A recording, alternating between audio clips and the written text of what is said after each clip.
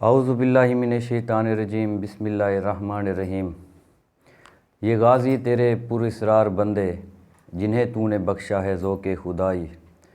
دو نیم ان کی ٹھوکر سے صحرا و دریا، سمٹ کر پہاڑ ان کی ہیبت سے رائی۔ دو عالم سے کرتی ہے بیگانہ دل کو، عجب چیز ہے لذت آشنائی۔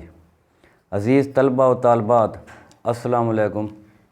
میں سیف اللہ نطقانی حاضر ہوں آپ لوگوں کی خدمت میں لیکچر 1 کے ساتھ۔ تو ہمارا آج کا پہلا لیکچر فرسٹ ایئر سے متعلق ہے۔ فرسٹ ایئر کا سوال نمبر 1 حصہ معروضی ہوا کرتا ہے، اور حصہ معروضی 20 نمبروں پر مشتمل ہوتی ہے۔ ان 20 نمبروں کی تقسیم کس طرح ہوگی، یہ میں آپ لوگوں کے گوش گزار کرتا ہوں۔ تو جانیے، 5 نمبر کی معروضی صرف اسباق میں سے بنائی جائے گی۔ اس کے علاوہ مزید 5 نمبر کی معروضی ادبی اصطلاحات، جو کہ تشبیہ، استعارہ اور تلمیح پر مشتمل ہے۔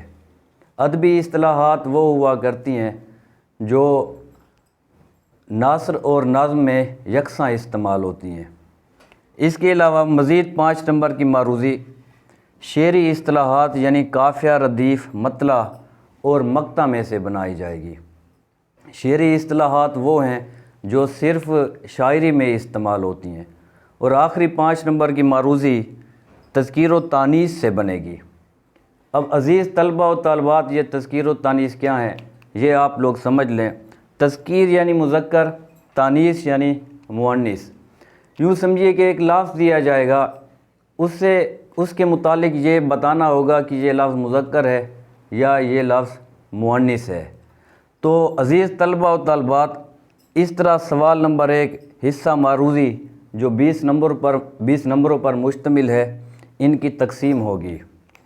میں نے بھرپور کوشش کی ہے کہ مختصر اور جامع الفاظ میں آپ لوگوں تک یہ لیکچر پہنچا سکوں۔ اگر میری یہ کاوش آپ لوگوں کو پسند آئی ہے تو میرے یوٹیوب چینل کو ضرور سبسکرائب کریں۔ اگلے لیکچر میں پھر ملاقات ہوگی، تب تک کے لیے اتنا ہی۔ السلام علیکم۔